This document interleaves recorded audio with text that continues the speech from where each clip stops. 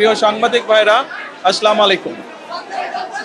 আপনাদেরকে এবং আপনাদের মাধ্যমে প্রিয় দেশবাসীকে আমি আবারও আজকের পবিত্র ঈদ উল ফিতরের ঈদ শুভেচ্ছা জানাচ্ছি। ঈদ মোবারক। বহু বছর পরে আল্লাহ রাব্বুল আলামিনের ইচ্ছায়, বাংলাদেশের মানুষের দোয়ায় আমি এবং আমার পরিবার দেশের মাটিতে দেশের মানুষের সাথে ঈদ পালন করতে সক্ষম হয়েছি। তার জন্য আমি প্রথমেই আল্লাহ রাব্বুল আলামিনের দরবারে শুকরিয়া আদায় করছি।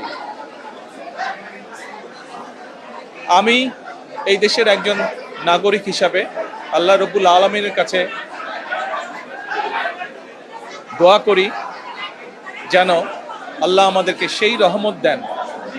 আজ এই ঈদে বাংলাদেশের মানুষ যতটা নির্বিঘ্নে বা যতটা শান্তিতে ঈদ উদযাপন করতে সক্ষম হয়েছে, ইনশাল্লাহ ভবিষ্যতের ঈদগুলোতে যেন আরও বেশি শান্তিপূর্ণভাবে আমরা ঈদ উদযাপন করতে সক্ষম হই, দেশের সকল শ্রেণী পেশার মানুষকে সাথে নিয়ে।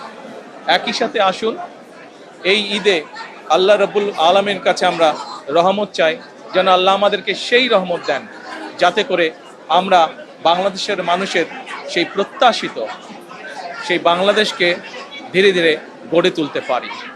আজকের এই ঈদের দিনে দেশবাসীর কাছে আমি দোয়া চাই। একই সাথে দেশবাসীর কাছে আমি অনুরোধ জানাবো যে আপনাদের সহযোগিতা যদি থাকে, ইনশাল্লাহ আপনাদের এই নির্বাচিত সরকার দেশকে আপনাদের চাওয়া অনুযায়ী দেশ গঠনের কাজে সর্বোচ্চ শক্তি দিয়ে চেষ্টা চালিয়ে যাবে। সকলকে আমি আবারও ঈদের শুভেচ্ছা জানাই। সকলে, দেশের সকল মানুষ, দল মত নির্বিশেষে সকল মানুষ ইনশাল্লাহ ভালো থাকবেন, সুস্থ থাকবেন।